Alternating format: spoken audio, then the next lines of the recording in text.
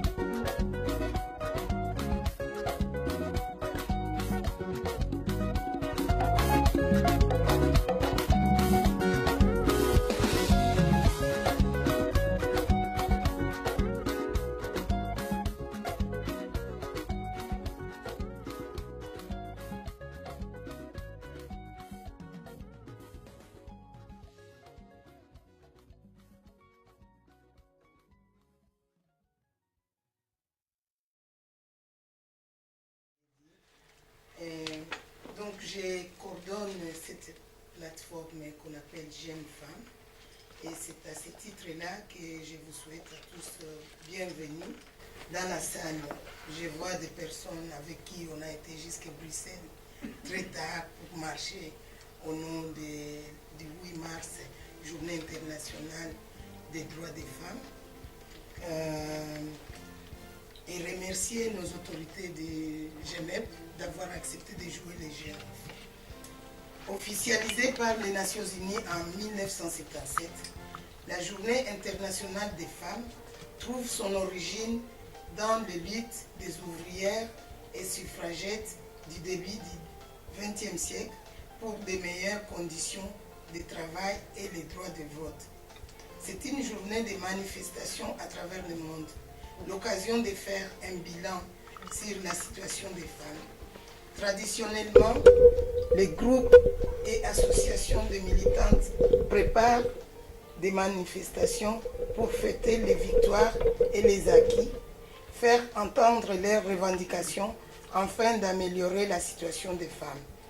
La Journée internationale des femmes reste aujourd'hui une brûlante actualité, car tant que l'égalité entre les hommes et les femmes ne sera pas atteinte, nous aurons besoin de la célébrer.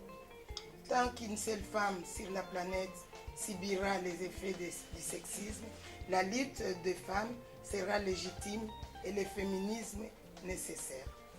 Attendu que l'égalité des hommes et des femmes constitue un droit fondamental, attendu que les nombreux obstacles et discriminations multiples doivent être pris en compte, entendu que la participation équilibrée des femmes et des hommes à la prise de décision est un préalable à la société démocratique, attendu que l'élimination des stéréotypes sexuels est indispensable à l'instauration de l'égalité des femmes et des hommes. La plateforme Jeunes Femmes vous convie maintenant au colloque sur l'autonomie financière des femmes. Les carrières incomplètes, vous voyez, mais si vous voulez, très souvent restent très égalitaires entre les deux. Et moi, je le mettrais même sur le biais de la participation à la vie de la société, à la participation politique. Il suffit de voir dans notre commune, peu de femmes ont les meilleurs scores au niveau des élections. Peu de femmes accèdent facilement à des responsabilités, comme si on prend les scores pour atteindre le collège communal. Eh bien, il faut qu'il y ait des normes encore pour que ce soit les femmes qui accèdent à ces responsabilités-là. Donc on a encore dans la façon dont on se comporte, notamment quand on vote, des attitudes qui font que les femmes sont un peu victimes d'une discrimination. On n'accède pas de manière égalitaire aux responsabilités. Et puis, je pense qu'en tant que président de CPS, après avoir travaillé avec les intervenants sociaux, et ça rentre vraiment dans le cœur de votre activité de cette matinée, il y a un public qui a été déterminé comme étant le premier public fragilisé qui s'adresse au CPS. Ce sont les familles monoparentales, et pratiquement toujours des femmes avec enfants, qui sont en décrochage financier, principalement parce que se retrouvant seules, avec un petit revenu et souvent un gros loyer, parce qu'il faut pouvoir avoir un logement qui permet de recevoir les enfants, s'adressent donc au CPAS et ont surtout des difficultés à sortir structurellement de cette aide. Cette aide, elle est vraiment comme une béquille qui est nécessaire. Vous savez qu'il y a un certain nombre d'aides qui sont un peu le moyen de se relancer dans la vie quand on a eu un accident, mais souvent ces situations-là sont des situations qui perdurent. Et donc je pense que clairement la question des revenus et donc de l'autonomie financière des femmes pour pouvoir s'assumer est quelque chose d'important. Voilà, je n'en dirai pas plus. Ce sont quelques observations moi que je fais en prenant mes fonctions. Je vous souhaite en tout cas un bon travail ce matin, une bonne conférence et je vous retrouverai. Et donc, je voulais partager avec vous justement une expérience pour parler de quelque chose qui est concret, pour partir de la réalité, comment ces politiques actuelles, non, des politiques d'austérité, politiques gouvernementales, affectent à l'autonomie des femmes. Et qu'est-ce que ça veut dire être affecté au niveau de son autonomie. Avec un collectif qui s'appelle Fla la facture, comme vous voyez là-bas, composé par plusieurs associations, dont la mienne, le Monsonnant les femmes. Et nous avons entamé il y a quelques temps un processus justement pour voir comment est-ce que les femmes s'en sortent face à toutes les problématiques économiques actuelles et pourquoi est-ce que chaque fois on voit au niveau des chiffres, des statistiques, plus de femmes qui ont des problèmes par exemple pour se faire soigner. Non, vous avez entendu parler qu'en Wallonie, il y a un pourcentage relativement important des femmes qui, depuis quelques années, arrêtent des traitements, par exemple, individuels au niveau des médicaments, parce qu'il n'y a pas assez de moyens, parce qu'ils ont moins d'argent, et parce qu'on va préférer que la famille se soigne si les femmes qui sont dans la pratique des familles, elles ne peuvent pas, si elles doivent dépenser l'argent pour elles-mêmes, ils vont arrêter ça pour que la famille puisse le faire, ou simplement arrêter parce qu'on n'a pas de moyens.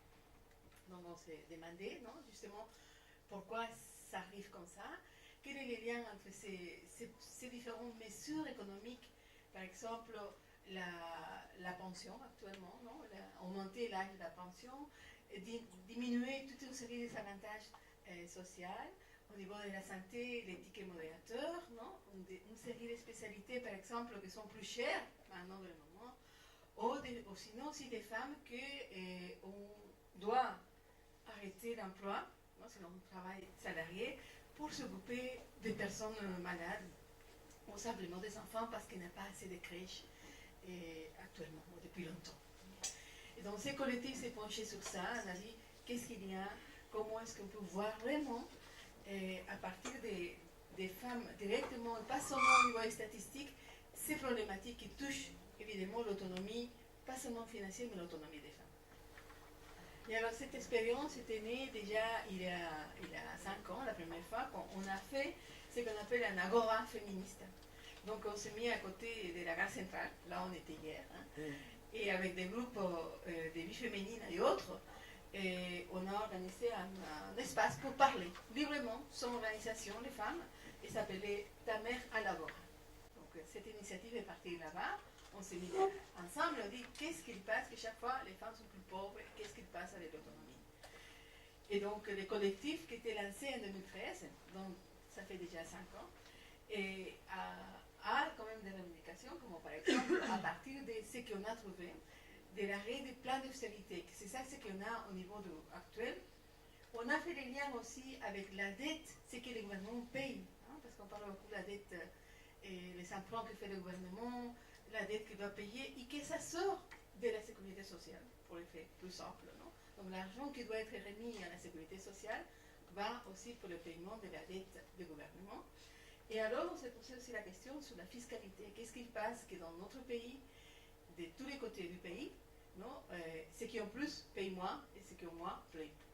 Enfin, au niveau des pourcentages. C'est dit, ces 3 éléments pour nous sont importants pour faire l'analyse. Et alors, c'est qu'on a ciblé justement très fort parce que chez nous, les femmes, vous savez qu'on est la grève féministe qu'on a organisée hier avec plein d'associations dans les collectifs 8 mars, et c'est ciblé justement sur tout ce travail invisible que notamment les femmes exercent, donc ça veut dire s'occuper de la maison, des enfants, soigner les autres. Et donc, qui fait partie fondamentale des possibilités d'être autonome. Par exemple, si on n'a pas le temps parce qu'on s'occupe des personnes malades, parce qu'il n'y a pas assez d'infrastructures pour les personnes en grande dépendance, ou pour les crèches, pour les enfants, s'il n'y a pas assez, donc il y a quelqu'un qui doit s'en occuper. Et généralement, ce sont les femmes. Et donc, c'est ce qu'on appelle les soins aux autres. Donc, pour nous, la question de l'autonomie des femmes, ça passe par deux aspects. Un, quelles sont toutes les infrastructures, quelle est la politique qui met un pays, une région, une commune, pour qu'on puisse partager ce qu'on appelle les soins aux autres. Donc, s'occuper des enfants, s'occuper des personnes âgées, en besoin, des personnes en grande dépendance, et qui va libérer au manger des temps, notamment des femmes, donc avec lesquelles on est moins autonome parce qu'on dispose moins de temps et de moyens. Et l'autre point, ce sont quelle est la situation, les possibilités des femmes d'avoir accès à un travail rémunéré. Et donc ces deux aspects-là vont faire le noyau aussi de la autonomisation des femmes. Et le troisième point, qu'on n'a pas trop travaillé dans cette expérience qu'on a quantifiée avec des enquêtes, c'est dans quelle mesure, même si parfois on a un travail rémunéré, on n'a pas de problème pour si on est seul, ou si on a des enfants, ou on a un accès aux infrastructures des soins, d'accueil, mais parfois on n'a simplement pas la possibilité de pouvoir de négocier avec les couples ce que nous voulons faire. Donc il y a ces trois aspects de l'autonomie des femmes, donc c'est l'autonomie financière, le fait de partager tout ce qui est s'occuper des autres, et le troisième point, c'est qu'il a la capacité de décider nous-mêmes, de parler, de négocier avec les couples. Ce sont trois points pour ceux qui sont en couple. Sinon, on négocie avec soi-même. Et ça, c'est pas un problème. Et donc, dans deux aspects, on s'est penché sur deux aspects dans cette expérience. On a dit comment faire prendre conscience au monde politique et au public que c'est parti de s'occuper des autres, de soigner les autres, par exemple, d'être attentif à ce qui se passe à l'école, ce qui se passe au niveau communautaire aussi, ça retombe beaucoup chez les femmes. Mais comment sensibiliser d'abord nous-mêmes, les hommes, et surtout le monde politique. Quand on réclame des infrastructures d'accueil pour tout le monde, c'est pas seulement parce que c'est juste, mais c'est aussi parce que c'est un point pour l'autonomisation surtout des femmes. Et donc, qu'est-ce qu'on a exigé avec ça? C'est qu'on exige alors, c'est pas que les femmes soient payées pour rester à la maison, que parfois on pense que c'est ça, mais simplement qu'on refinance, justement pour avoir plus d'autonomie, qu'on refinance les allocations sociales, les services publics, des services d'accueil à la petite enfance et aux personnes en grande dépendance. Alors, qu'est-ce qu'on avait fait pour avoir toutes ces données? On a pris en copie ce qui était jusqu'à... maintenant, ça a changé un petit peu, mais ce qui est les formulaires de déclaration d'impôt. Ce qui était celui-là avant que ça change l'année passée. Et alors, on a posé justement des questions, c'est ces deux aspects fondamentaux, que c'est la question des soins aux autres, de s'occuper des autres, et la question de l'impact sur les revenus. Non, mais toutes sortes de revenus. Pas seulement ce qui sont les revenus parce qu'on est un salaire, sinon aussi, par exemple, le revenu du CPAS, le revenu des allocations, tout ce qui sont les revenus d'une personne ou d'une famille. On a vu aussi, est-ce qu'il y a eu une augmentation du seuil de pauvreté chez ces femmes avec lesquelles on a fait cette animation et enquête. Et puis, on a calculé combien l'État économise sur les dos des femmes, sur le manque d'autonomie des femmes. Parce qu'il y a des choses que c'est l'État. L'État, c'est la commune, l'État, ce sont les services publics, l'État, c'est le gouvernement régional fédéral. Et le fait de ne pas investir sur tous ces services d'accueil, on n'est pas investir pour rémunérer mieux les femmes, on va avoir accès aux emplois qui sont porteurs. Alors, qu'est-ce que ça veut dire pour l'État? Ça veut dire qu'il économise dans les poches, mais sur le travail gratuit des femmes, sur les dos des femmes. Donc, on a fait cette estimation aussi, avec laquelle on s'est dit, bon, si l'État finalement économise sur les dos des femmes, le manque d'autonomie des femmes est fonctionnel aussi à cet État. Remercier Béatrice, qui notamment avec sa caravane pour la paix, est une grande militante du féminisme. Remercier aussi Marcella, aussi pour la belle mobilisation d'hier. C'est dommage qu'on n'ait pas encore 10 fois plus, parce que je crois que c'est vraiment ça. C'est pour faire changer les choses, il faut se mobiliser, il faut s'investir, il faut participer. Et qu'effectivement, tout ce qui a été dit jusqu'à présent, c'est vraiment le résultat d'une histoire où, pendant des siècles, les hommes ont organisé la société activités pour eux, sachant qu'il y avait toujours bien des femmes pour s'occuper du reste. Et donc voilà, je crois que vraiment, pour changer les choses, il faut s'investir. Et on a parlé un petit peu de la politique, c'est vrai que maintenant il y a des listes, au moins au communal, avec comme ça de l'alternance homme-femme. C'est une obligation parce qu'on s'est rendu compte avec le temps, parce que pourquoi est-ce que les femmes ne s'investissent pas, ben vous l'avez déjà tout un peu dit, c'est parce qu'elles sont fort occupées par ailleurs. Mais je crois que beaucoup d'entre nous aimeraient s'investir, et d'ailleurs c'est le cas parce qu'il y a énormément de femmes qui sont investies dans l'associatif de femmes, mais aussi l'association des écoles, enfin il y a des tas de choses qui fonctionnent grâce aux femmes. Donc il y a un besoin naturel chez les femmes de s'occuper des autres. Elles le font du côté associatif, mais je crois que